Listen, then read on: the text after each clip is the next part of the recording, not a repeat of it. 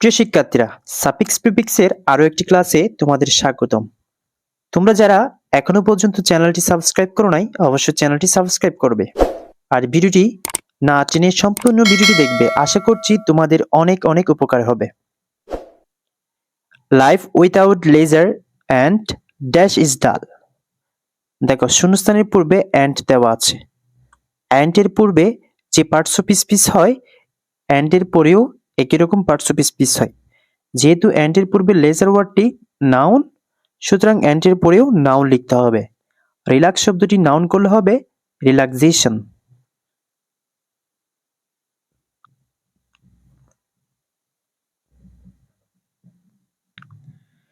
Life without leisure and relaxation is dull.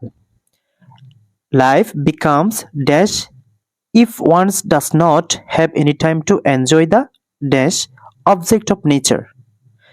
দেখো, শূন্যস্থানের পূর্বে becomes দেওয়া আছে। বিকামস শব্দটি লিঙ্কিং ভার্ব। লিঙ্কিং ভার্বের পরে অ্যাডজেক্টিভ হয়, সুতরাং চার্ম ওয়ার্ডটিকে অ্যাডজেক্টিভ করলে হবে চার্মলেস।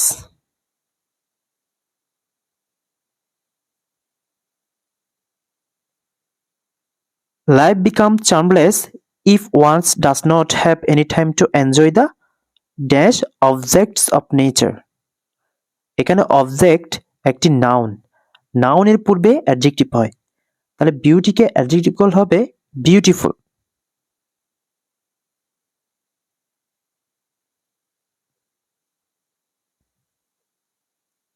Dash work hinders the dash of work.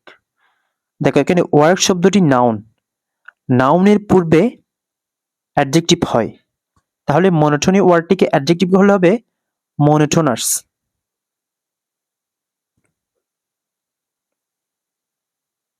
Monotonous work hinders the dash of work.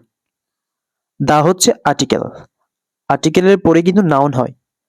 স্মথকে noun করলে হবে স্মথনেস।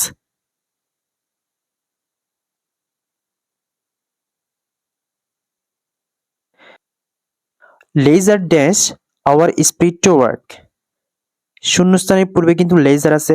লেজার হচ্ছে একটি সাবজেক্ট, সাবজেক্টের পরে কিন্তু ভার্ব হয়, তাহলে সাবজেক্ট হচ্ছে থার্ড পারসন সিঙ্গুলার নাম্বার, এই জন্য ভার্বের সাথে এস বা এ যোগ করতে হবে।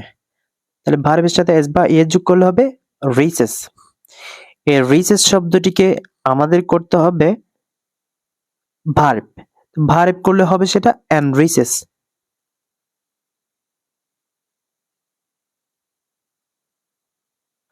Everybody knows that dash is dash.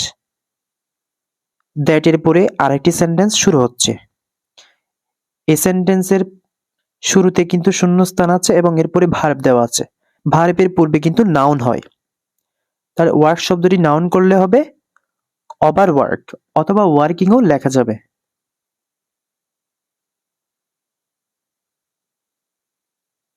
Over work is dash. Is হচ্ছে to be verb, to be ভার্বের পরে অ্যাডজেক্টিভ হয়। হার্ম শব্দটিকে অ্যাডজেক্টিভ করলে হবে হার্মফুল।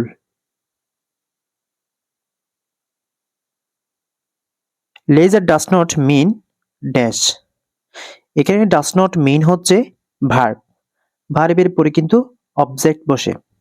অবজেক্ট হিসেবে আইডল কি করতে হবে আইডলনেস, যা নাউন হিসেবে কাজ করবে।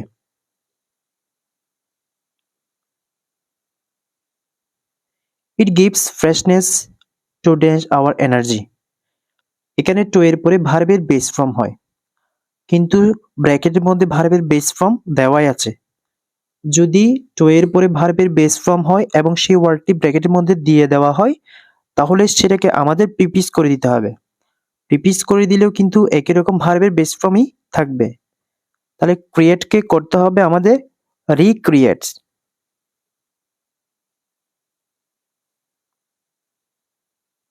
Recreate hour energy. প্রিয় শিক্ষার্থীরা, আশা করছি তোমরা বুঝতে পেরেছো। যদি কেউ বুঝতে না পারো তাহলে অবশ্যই আমাকে কমেন্টস করে জানাবে, এবং ভিডিওটি ভালো লাগলে অবশ্যই ভিডিওতে একটি লাইক করবে, এবং যারা নতুন তারা অবশ্যই আমার চ্যানেলটি সাবস্ক্রাইব করবে।